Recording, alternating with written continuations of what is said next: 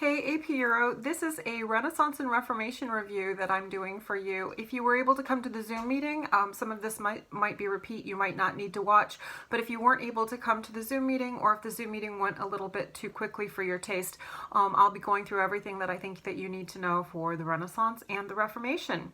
And then I will get to religious wars and the Counter-Reformation and the Catholic Reformation in the next video. All right, so the first thing I think that you need to know when you're thinking about the Renaissance is you need to compare it to what came earlier. As you know, the Middle Ages were a time when much attention was placed on God and on the Catholic Church. And certainly people didn't really think about the body the way that people think about the body during the Renaissance. The body was something that was to be sort of hidden. It was shameful, not something to sort of be celebrated and sort of glorified as beautiful.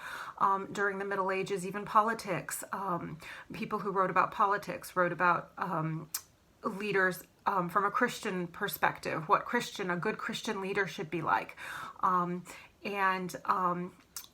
Just all focus was sort of on the church.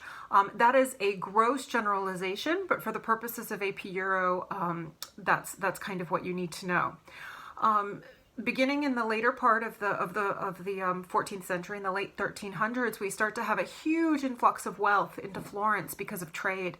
The Florentine woolen trade was very, very profitable. Lots of things coming in, lots of things going out, and this huge influx in wealth really sort of led to a new way of looking at things. When you have money, you kind of want to enjoy yourself, and you want to spend your money on nice clothes and good food. And certainly in the Renaissance, if you are a very rich and powerful person, you want to spend your money on art.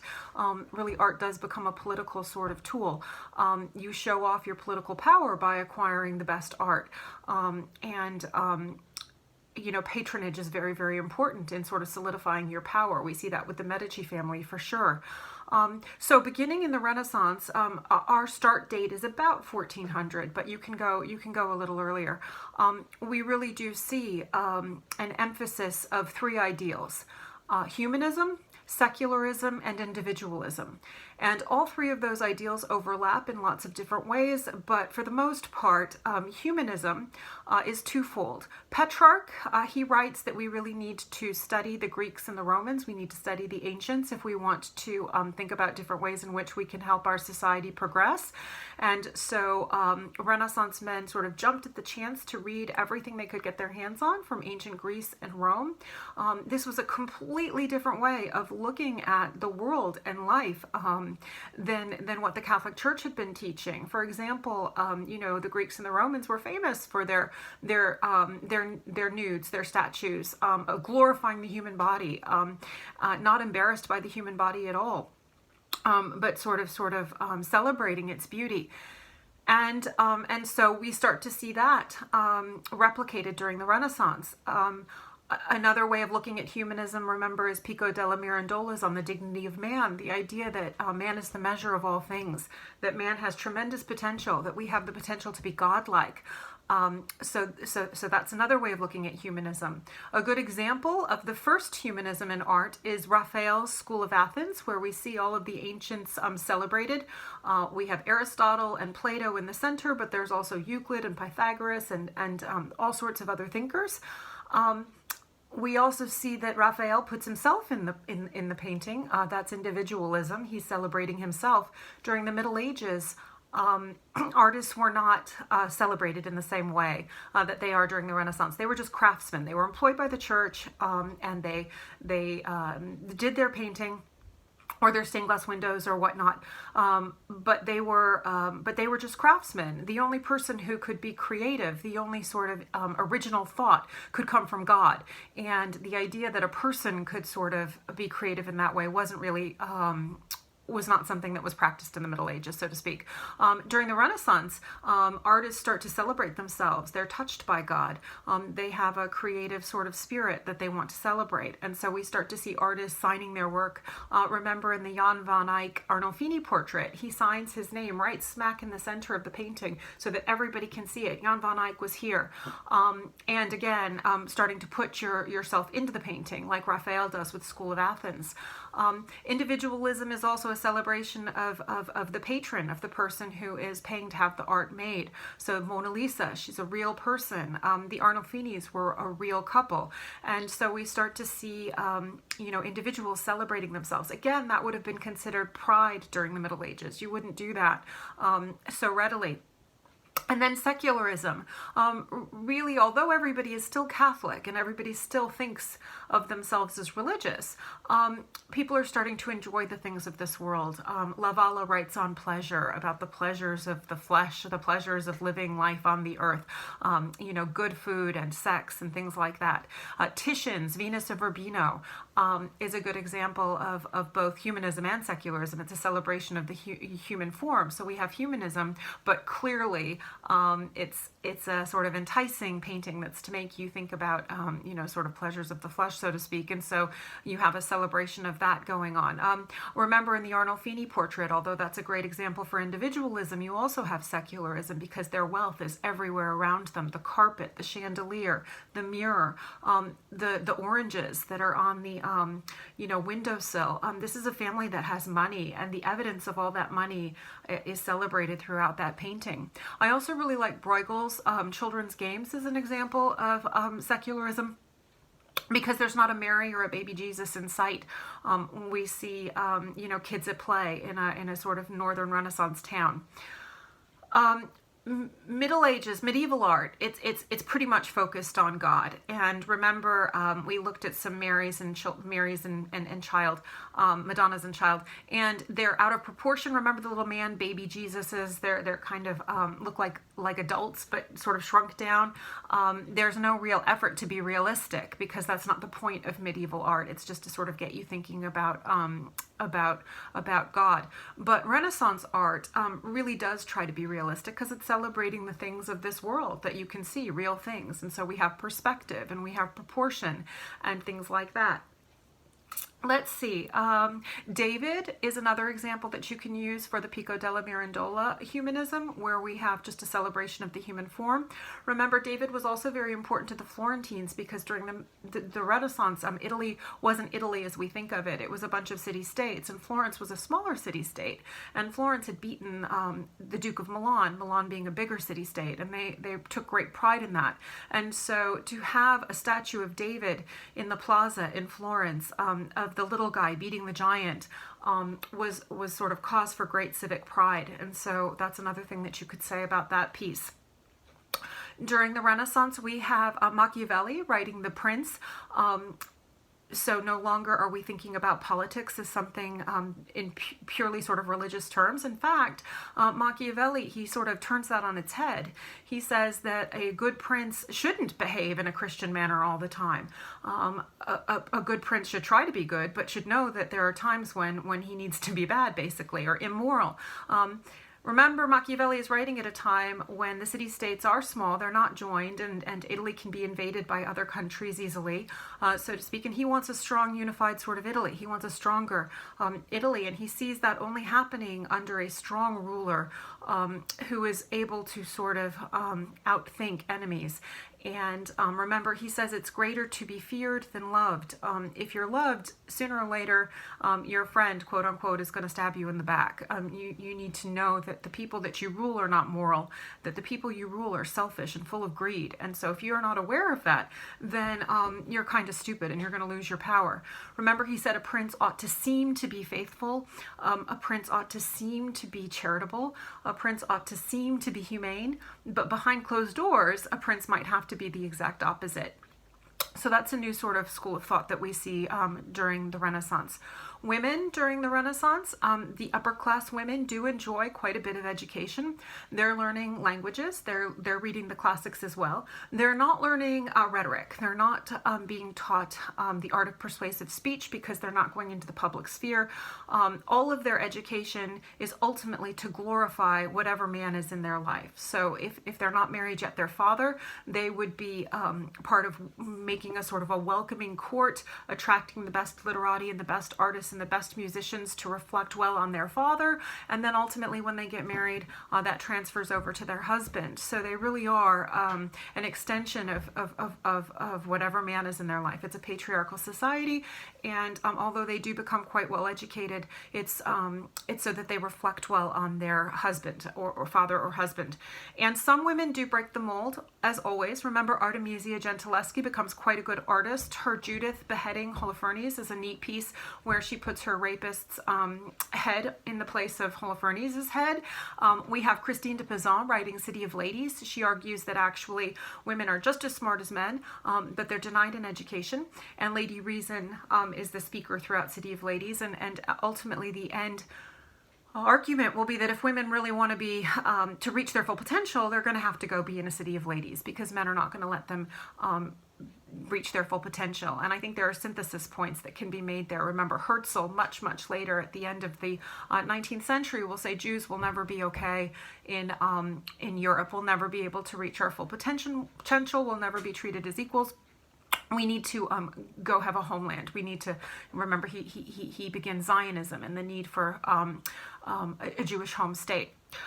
All right, let's see. Laura Serrata is another woman. Remember, she was widowed, I think, when she was 18. She got married at 15, and then she was widowed, and so she had money, and she didn't need to remarry, and so she dedicated herself to learning, to knowledge and learning. So there are these women who break the mold, but most women are just daughters or wives. I think that's important to say. In the North, there is also a Renaissance, the Northern Renaissance. Really, when we talk about the Northern Renaissance, we're talking about everywhere that is not Italy. And in the North, there's a more of a religious sort of feel to the Renaissance. Scholars like Erasmus and Thomas More, they argue, yes, read the classics, but they also really push reading the Bible and the classics. This Christian humanism is sort of what they're responsible for. And they really do see education as the tool whereby you improve society. And so that's a difference that you might want to be able to make. Let's see. Don't forget that you can write about anything that you study in English class. So Shakespeare is a Renaissance writer, and so you can use The Merchant of Venice as evidence in anything that you might write about. During the Renaissance, Jews are not treated well. Starting in the very late 1400s, 1497, I think, Ferdinand and Isabella issue an edict kicking all the Jews out of Spain, whether they've converted or not, whether they're the new Christians or not, they're out. And we see a real sort of pushback against the Jews in the Renaissance. You see that, of course, in your Merchant of Venice. Jews were hated for a variety of reasons. They practiced usury, which I think probably made a lot of people jealous toward them. They were quite successful, and I do think there was quite a lot of jealousy here. Sometimes they were accused of killing Christ, or breaking into churches and trying to burn the host, trying to sort of burn the way for re-kill Christ. Remember, the Grimm brothers were writing fairy tales where the Jews were the boogeyman, those blood libel myths that are spreading everywhere, that Jews will come and kidnap your Christian child, and ridiculous stories, use their blood for matzah or whatnot, but we do have a lot of anti-Semitism during the Renaissance. Let's see. In 1517, Martin Luther writes his 95 Theses. And remember, what pushes him over the edge are the indulgences. Leo X, like a good Renaissance pope, wants to build a new basilica. He wants art. He wants it everywhere. Just as you had Brunelleschi doing the dome up in Florence, you have all sorts of rulers and popes wanting to sort of outdo each other and have the best art around them. And so he wants this new basilica, and indulgences weren't new, but his indulgence campaign was a renewed effort to sell them more than they had been sold in the past. And now you could buy an indulgence, a ticket to heaven, not just for yourself, but for members of your family or loved ones who had already died. This outraged Martin Luther because he saw people buying these indulgences and then going and living sinful lives, and he was sure that the Pope was actually damning them to hell then. Johann Tetzel took indulgences, the selling of indulgences to Germany, and this campaign just really upset Martin Luther. Now, there were other things that upset Martin Luther, and he was not the first person to criticize the Catholic Church. Don't forget the Lollards, don't forget John Wycliffe, his followers, the Lollards, and don't forget Huss, who took, Jan Hus, who took those ideas over to Bohemia, that the church needed to go back to a more moral grounding, that priests were not and nuns were not practicing poverty. They were not practicing purity, abstinence, celibacy. They were not practicing, some of them, remember, some of these priests didn't even know Latin. They were giving mass sermons, but they weren't reading the Bible properly. They weren't giving proper masses. They didn't know what they were doing. Remember, absenteeism and simony were problems that were evident in the church. Where some parishes didn't even have a priest because the priest had more than one pluralism, had more than one parish, and couldn't really take care of everybody. And remember, simony was the selling of offices. So if you wanted to be, the archbishop, or if you wanted to be the bishop, you could pay and get yourself in there. Or nepotism. Oftentimes the Pope would give church positions to family members, to people that he wanted to. And so clerical ignorance, clerical immorality, these are big problems. The church had already suffered some big blows in the decades previously. Remember the Great Schism, the time of at one point 3 popes. Remember the Pope in Avignon and the Pope in Rome, and then they name a 3rd pope. You don't need to know the specifics necessarily, but these were serious problems that weakened the church. The Black Death weakened the church in some ways, as people wondered, why isn't God helping us? This is not to say that the Catholic Church wasn't incredibly powerful and that most people were still incredibly devout. These were just some little sort of shakiness to the foundation, but it's still a very strong foundation. But Martin Luther really is able to sort of rip it up, break it up. Let's see.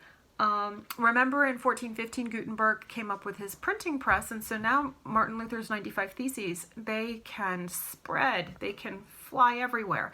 And by the time Martin Luther is asked to recant at the Diet of Worms, he has come up with a whole new sort of theology, so to speak. He's incredibly progressive when it comes to the church. He's changed it too much to be able to reform the Catholic Church now. He basically has started a new church. And remember, there are several differences that you need to know between Martin Luther and the Catholic Church, and I'll go through them here with you. But the most important of them is that Martin Luther, he believes in faith alone. Only faith gets you into heaven. We're so sinful. There's nothing we can do to make sure that we can be saved. The only way we can be saved is through faith. God graces us with faith, and we will be saved. Remember, the Catholic Church said that faith and good works would get you into heaven. And remember, this is going to be problematic for the poor, because the church had been taking care of the poor. Charity was a good work that could help you get into heaven. And in areas that are going to become Lutheran and indeed Calvinist, you're going to have churches not helping the poor. And instead, that's going to fall on city councils. And cities don't want to have a lot of homeless people and a lot of beggars and whatnot. So they're going to have to figure out what they want to do. And remember, the Elizabethan poor laws were Queen Elizabeth's sort of response. Let's make some workhouses and let's make them so awful that anybody who can get a job is going to want to go get a job rather than work in these workhouses. And so I just think that that's kind of something that perhaps wasn't planned on with the Reformation, but it is a consequence, I think, that you need to know. Martin Luther argued that religious authority rests with the Bible, not the Pope. The Pope doesn't have the final say in how you interpret the Bible. And one of the benefits of this is an increase in literacy, both men and women learning how to read. Women were supposed to raise good Lutheran children in Protestant areas, and so they were supposed to be able to read the Bible. And I think anytime you have an increase in literacy, that can only be a good thing. Luther argued that the church rests with the entire community, that the church consists of everyone, whereas the Catholic Church would argue that the church was were people who were within the church, priests, bishops, archbishops, etc. And remember, the peasants will hear this message of everyone equal before the eyes of God, all vocations equal before the eyes of God, and they will hear that idea of social equality, and in 1525 they'll rebel against their lords. The peasants revolt, and they think Martin Luther will be on their side. But remember, Martin Luther is perhaps able to be so successful because he has the backing of many German princes, and who are happy not to send their money to Rome. They're happy to keep it home, and they're also happy to weaken perhaps a little bit of the influence of the Holy Roman Emperor. And so the peasants rebel, and Martin Luther does not join them. He writes that crushing letter in your source book, on the murdering hordes of peasants, and basically tells the lords to crush them, put them down. And 100,000 peasants are killed during that revolt. And so although Martin Luther is very progressive on the religious front, he's very conservative on social issues. He was conservative on the peasants. He will be conservative about women. He wants them in the home for sure, raising good Lutheran children. Remember, he wrote that sermon where he charged husbands who were impotent, basically, to let their wives go and sleep with their brothers, so that there would be children, and at least the bloodline would be sort of intact. That's how strongly he felt about women being mothers. And he did think that the Jews would come running to him when he started his new religion. He thought that the Jews just hadn't liked Catholicism, and when they don't come flocking to him, he is angry. And again, in your source book, you have his response to the Jews, to go out there and raise their synagogues and don't give them any protection on the roads, and basically, don't reach out a hand to Jews for sure. Martin Luther also argued that the clergy should be able to marry.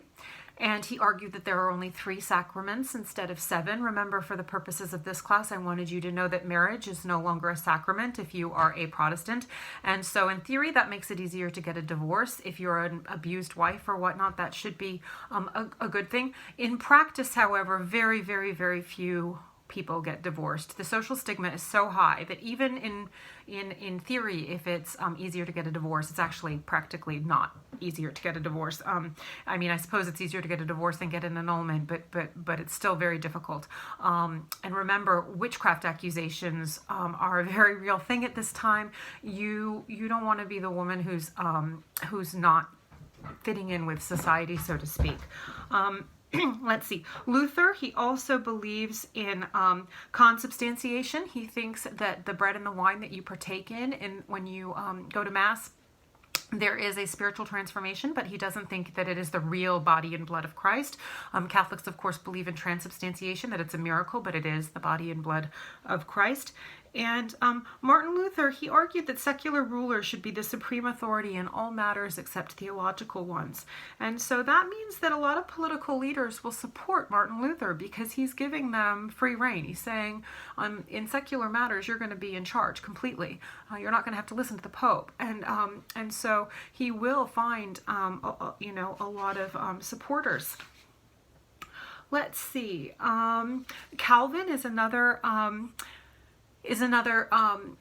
reformer that you need to know. In 1536, he writes his Institutes. He writes it in French. I think that's important because remember, soon 1 out of 10 Frenchmen will be a Huguenot, will be a Calvinist, and his ideas will spread also to Scotland through John Knox, and they'll spread to England and America as Puritanism. And John Calvin is inspired by Martin Luther, but he has a couple of differences. His 2 biggest differences are predestination and theocracy. So Calvin believes in predestination. He believes that it's true. Good works can't get you into heaven. It's faith, but that's all been predetermined, whether you're faithful or not. You're either born elect, you're born knowing you're going to go to heaven, or you're not. This will have serious implications for the poor as well, because it follows that if you are one of the elect, that you probably live a prosperous life, that God blesses you. And one of the good things that leads out of this is the Protestant work ethic. Calvinists work really hard. Puritans work hard. The merchants in the Netherlands are working hard. They're prosperous, but they're not super showy, and they're working hard. But it also follows in that line of thinking that if you're not prosperous on earth, then perhaps you're not blessed, perhaps you're damned, and why should we help you if you're damned? We're going to see this divide of how you view the poor run throughout the entire course, right, all the way up to the 19th century when you have Marxism, the poor are exploited, versus social Darwinism. You know, the poor are the poor because they're not fit and they should just sort of be left to die out, so to speak. And so just keep that in mind, because I think that would be a rich essay topic that you could see come your exam. Let's see. Calvin also believes in theocracy. He's in Geneva and he sets up a Calvinist state, a Puritan state. The only other time that we'll see this is when Oliver Cromwell, the military dictator after the English Civil War, will also set up a Puritan state. In Geneva, the consistory is very strict, so the really strict Puritan rules. So you know if you're living in a a Puritan area. The government controls all religious and secular life of people. Taverns are closed down. You're not allowed to play cards. A lot of amusements are shut down, etc. And so I just think that that's interesting. Calvinists also often support iconoclasm. There's a lot of tearing down of art, destruction of stained glass windows. In Scotland, surely we see that in a lot of the cathedrals in Scotland still. You know, if you go and you visit, it'll tell you about how the stained glass windows were torn down and the statues were torn down. I think that Calvinists believe that that stuff distracts you. It takes your attention away from God. Art distracts you. It makes you think of things of this earth instead of God. The Catholic Church will respond, and we'll get into this more in the next video during the Catholic Reformation, but the Catholic Church believes that art is a way to connect with God. It actually is provides us with sort of a material way to understand God, beauty, this religious art. It can make you feel something, and so that it actually gets you closer to God. And so that's a big difference between Catholics and Protestants when you look at art. The English Reformation is a completely different kind of Reformation. The English Reformation, of course, is purely political. Henry VIII wants a son, and Catherine of Aragon, he's been married to her for a long time. They have a daughter, Mary, but no son. He has already met and gotten Anne Boleyn pregnant by the time he asks for an annulment. He fully expected the Pope to give him an annulment, and probably the Pope would have, except that the Pope knew that Catherine of Aragon was the aunt of the Holy Roman Emperor Charles V, and he didn't want to, he didn't want to make waves. I think that Henry had been a really good Catholic. He was pretty devout, and he was a defender of the faith. He had kept Lutheranism out of England, and he was pretty shocked when he wasn't allowed to have this, this annulment from the Pope. And let's see, in 1534, he pushed through the Act of Supremacy through Parliament.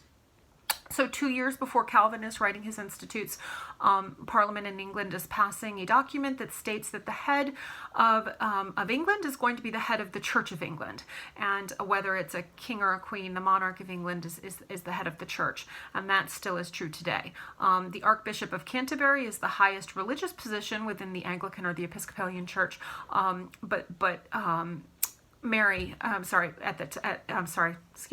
Queen Elizabeth is the head of the Church of England today, though, completely. This is why it was such a problem, remember, when Charles and Diana got divorced, because Charles would one day be the head of England and the head of the English church, right? And how could you have the head of the Anglican church, be divorced? And so that just gives you a little bit of insight into why there was such a sort of furor around that divorce, although it was before your time. All right, so let's see. When Henry dies, before he dies, he's closed all the monasteries. He's taken all the wealth from the Catholic Church. He has divvied up a lot of land that belonged to the church and money amongst his supporters. And he's also kept some for himself, and he's doing quite well. When he dies, by this point he had a son with Jane Seymour, Edward. But Edward is responsible. He's not. It's the Archbishop of Canterbury who's responsible. But the English Book of Common Prayer does come out during Edward's reign. But when Edward dies, his sister Mary, Catherine of Aragon's daughter will become ruler, and of course she's been raised Catholic. And Spain and England, English Catholics saw an opportunity for England to return to Catholicism, and so she starts her reign, of course, brutally murdering Protestants. She earns the nickname Bloody Mary. When she dies and is replaced by Elizabeth, Elizabeth, of course, was raised by Anne Boleyn. She was raised Protestant, and so she is a Protestant ruler, but she's a very savvy Protestant ruler. I think one of our review questions, remember, asked you to think about different ways in which she was Machiavellian.